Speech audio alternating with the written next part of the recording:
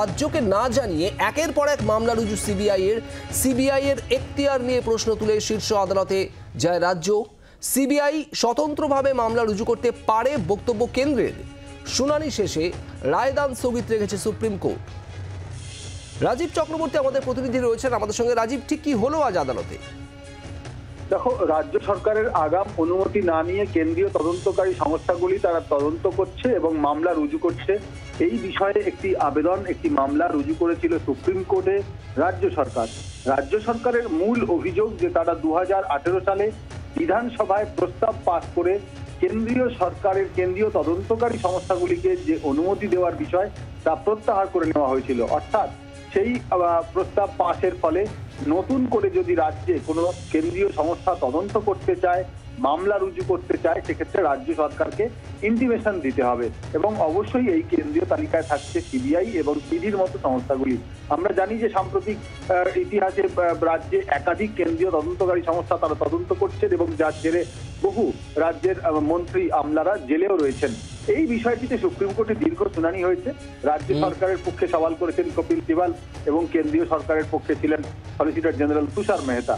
রাজ্য সরকারের অভিযোগ যে 2018 সালে এই প্রস্তাব ফিরিয়ে নেওয়ার পরেও রাজ্যকে কোনো রকম অনুমোদন চাওয়া হচ্ছে না, রাজ্যকে কোনো রকম ইন্টিমেশন দেওয়া হচ্ছে না। একতরফাভাবে সিবিআই এবং ইডির মতো সংস্থা তারা তদন্ত করছে এবং একের পর এক মামলা রুজু করে চলেছে।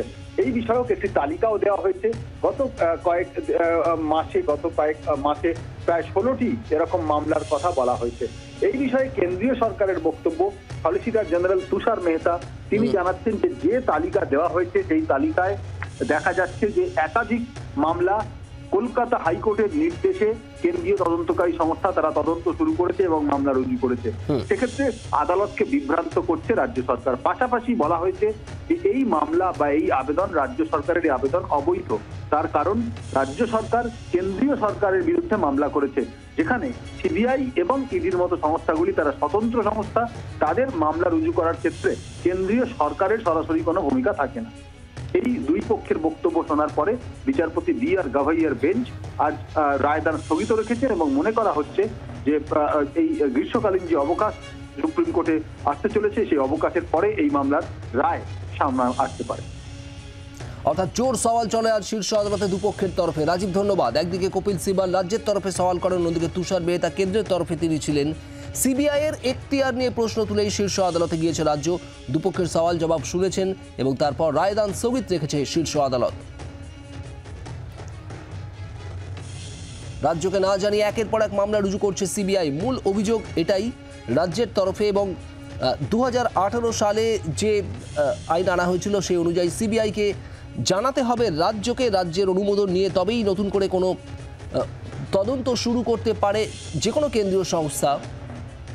তবে রাজ্যের অভিযোগ রাজ্যকে না জানিয়েই একাধিক মামলার তদন্ত ভার হাতে নিয়েছে সিবিআই। এই ধরনের 16টি মামলার কথা উল্লেখ করা হয় শীর্ষ আদালতে।